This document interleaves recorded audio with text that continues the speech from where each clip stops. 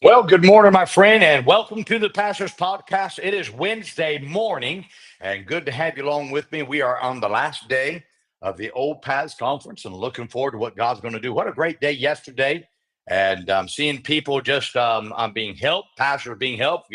Just really, I believe a lot of things were helped out yesterday with churches and Sunday school and soul winning. And we got another day again of some instruction this morning, finish it out tonight. Then great service last night. Dr. Gray again preaching a great sermon on soul winning. And then last night, Brother Tony Hudson closed it out. And exciting to see what God's going to do here tonight as we close out this whole thing. And I want to say thank you to all those who have come, and some are still, and many who are still here, and looking forward to seeing what God's going to do today. Well, today I want to talk about our greatest opponent.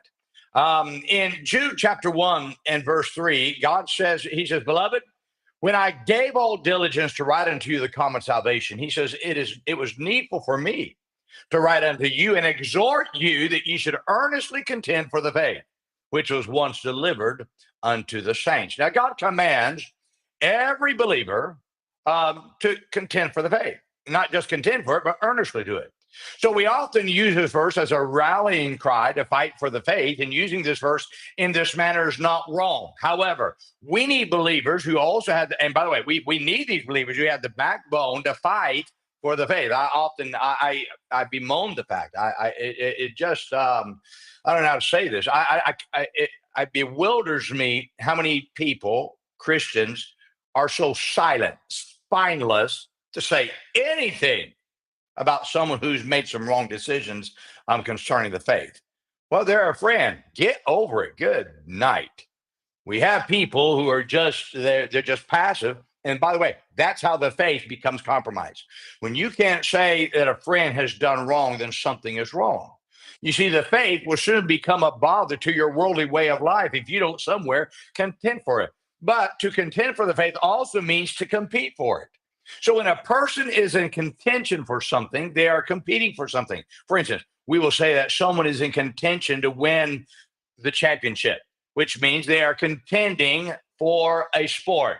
The believer should be contending or competing for the faith. We ought to contend so the faith wins. One reason the faith is not influencing many in our day is because so few believers are even in the contention to even make the faith win in this day that we live. It ought to be that believers contend for the faith so that the world sees the faith as something worthy of having in their lives. Now, if we are contending for the faith, it means we're competing against someone. Now, we're competing against the world and its philosophies when we contend for the faith. There's a greater opponent that we must compete against. The greatest opponent you should compete against is yourself. So compete to make sure you're doing better than what you've done before. That's what we ought to compete for. Your greatest competition is you. I may not compare to another's abilities, but I don't have to compare because I'm competing against myself.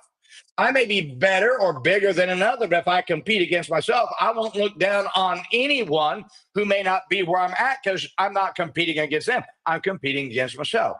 I'm bettering myself when I compete against myself. So there's two areas where you should contend for the faith against yourself. First, contend against your earnestness for the faith. So you should contend for intensity for Christ to be greater the longer you serve him. Your passion for Christ should not lessen the longer you're saved, but it should increase. Sadly, the intensity of most believers continually cools year by year. People who used to say amen don't say anymore. Say amen anymore. People who used to be faithful to every service now hit and miss on the services. People who would never miss a conference or a Bible meeting now just missing. They've lost that contention for the faith. Now, your earnestness for Christ should grow as you grow in grace. It's easy for your earnestness to grow because the more you know Christ, the more you love him. Second, contend against your diligence for the faith. Are you diligent about getting the gospel out and teaching others the faith as you have been taught in the past? My friend, your diligence to do more for Christ should get greater the longer you serve him. When you're diligent for the faith, your vision for what you want to do for Christ becomes greater. When you're diligent for the faith, you always want to do more for the faith than what you've ever done in the past. Now, are you contending for the faith? Better yet, are you contending for the faith against yourself?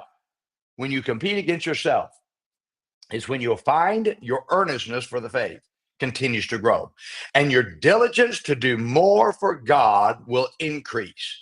Competing against yourself and not others will allow you to do more for God. Get this now, without hurting others.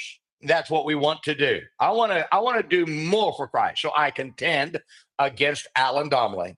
Therefore, it doesn't matter what every other preacher does. And by the way, when they have a great time, I can rejoice with them. Why? Because I'm not in competition. I'm not contending against them. I'm contending against myself. And that's the way, one, that I don't have to have, I don't have to be jealous with others who God is blessing.